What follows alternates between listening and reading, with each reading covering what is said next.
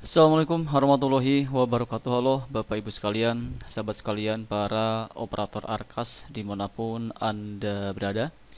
Kali ini kita akan kembali menjawab pertanyaan yang masuk di channel kita, yang mana kali ini kita ada pertanyaan ya terbaru dari teman kita Homarudin Sari 4376. Di sini beliau bertanya soal bisa atau tidak kita melakukan pergeseran dari bulan Agustus mundur ke bulan Mei atau di tahap 1. Baik, untuk Bapak Ibu sekalian yang mungkin saat ini berencana untuk melakukan pergeseran anggaran, yang mana awalnya program tersebut atau kegiatan tersebut misalkan disimpan di tahap 2, tapi saat ini ingin mengalihkannya atau menggesernya ke tahap 1. Apakah itu bisa atau tidak? Silahkan disimak baik-baik ya. Selain kita kali ini sampai selesai, jangan di skip tentunya. Namun seperti biasa, sebelum kita masuk ke dalam pembahasan kita kali ini, silahkan untuk Bapak Ibu sekalian yang mungkin saat ini kebetulan belum berlangganan di channel saya, silahkan klik tombol subscribe-nya terlebih dahulu agar nanti ke depannya Bapak Ibu sekalian tidak ketinggalan update terbaru yang kita update di channel Imran Prasetya. Baiklah, mari kita mulai saja sering kita kali ini.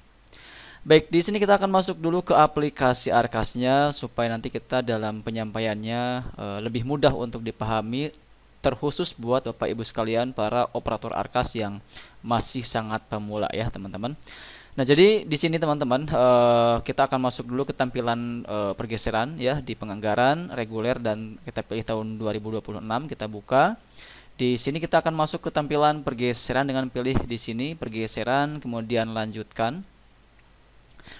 Nah, ini tampilan pergeseran teman-teman ya, dan tadi pertanyaannya adalah bisa atau tidak kita menggeser perencanaan atau kegiatan dari tahap 2 ke tahap 1. Nah, di sini tentu secara secara aturan itu bisa teman-teman sekalian. Jadi Bapak Ibu sekalian bisa menggeser baik dari tahap 1 ke tahap 2 maupun tahap 2 ke tahap 1, dengan catatan dalam proses pergeseran itu mungkin hanya menggeser bulannya saja teman-teman ya.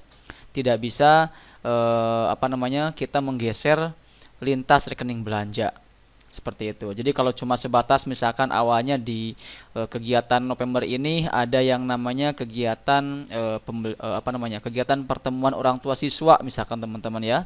Di November tahap 2 itu ada, kemudian kita berencana untuk mengalihkannya ke tahap 1. Contoh misalkan ke bulan Mei misalkan ya, bulan ini. Nah, itu bisa teman-teman ya. Jadi bisa kalau kita hanya merubah atau menggeser bulannya saja. Namun tentu di sini pastikan juga Bapak Ibu sekalian dalam proses pergeseran ini itu dipastikan jangan sampai setelah digeser tetap kita tidak bisa merealisasikannya. Jadi kalau misalkan memang waktunya agak mepet di bulan Mei, ya kita sarankan digesernya ke bulan Juni saja ya, seperti itu. Jadi pastikan jangan sampai salah bulan, jangan sampai salah menentukan pergeseran, terutama kalau kita menggeser dari tahap 2 ke tahap 1. Seperti itu.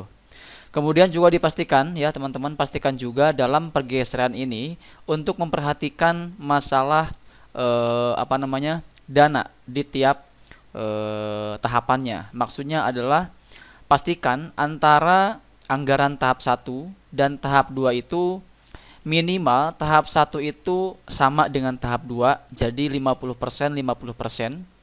Atau paling tidak juga bisa misalkan tahap satunya 40%, tahap 2-nya 60%, itu bisa. Kenapa? Karena dalam penyaluran dana itu tentu kita tahu bahwa disalurkan secara bertahap.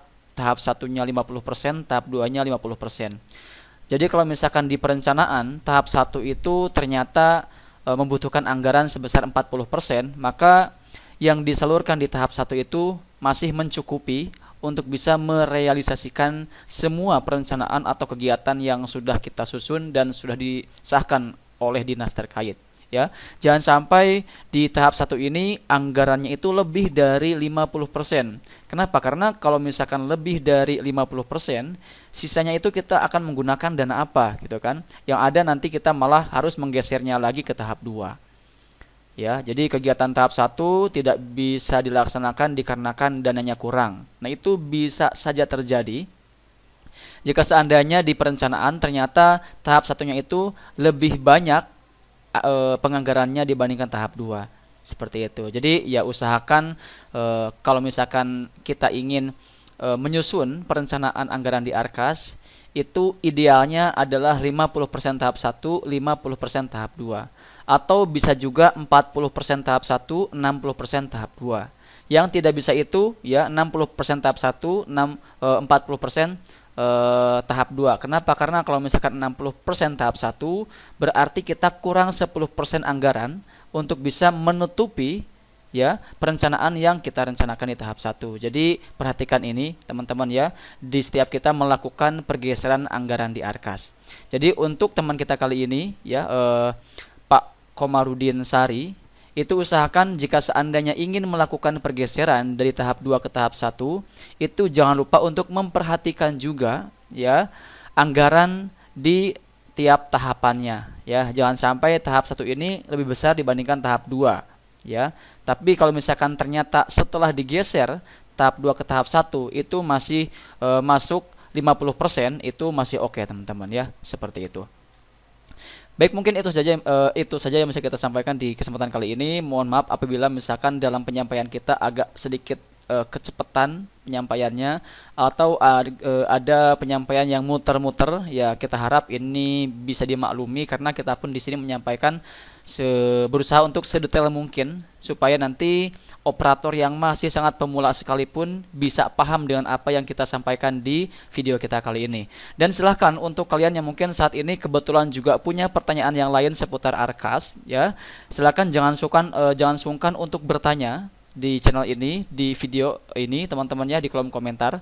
Nanti jika seandainya kita perlu bahas lebih lengkap, kita akan bikinkan pembahasannya khusus terkait apa yang Bapak Ibu sekalian tanyakan di komentar. Jadi jangan lupa untuk dukung terus channel kita dengan mengklik tombol like, kemudian share, dan juga tekan tombol subscribe-nya supaya nanti ke depannya Bapak Ibu sekalian tidak ketinggalan update terbaru yang kita update di channel Imran Prasetya. Ya, karena nanti kemungkinan di channel ini kita akan bahas secara tuntas. Ini akan menjadi channel sebagai tempat kita untuk sharing informasi seputar Arkas maupun juga Dapodik. Pokoknya untuk semua aplikasi-aplikasi yang memang berkaitan dengan dunia pendidikan. Jadi untuk Bapak Ibu sekalian, baik itu di tingkat PAUD, SD, SLTA, SLTP, dan seterusnya yang menjadi operator di sekolahnya, silakan untuk subscribe channel ini supaya nanti ke depannya tidak ketinggalan update terbaru yang kita update di channel ini ya. Terima kasih. Wassalamualaikum warahmatullahi wabarakatuh.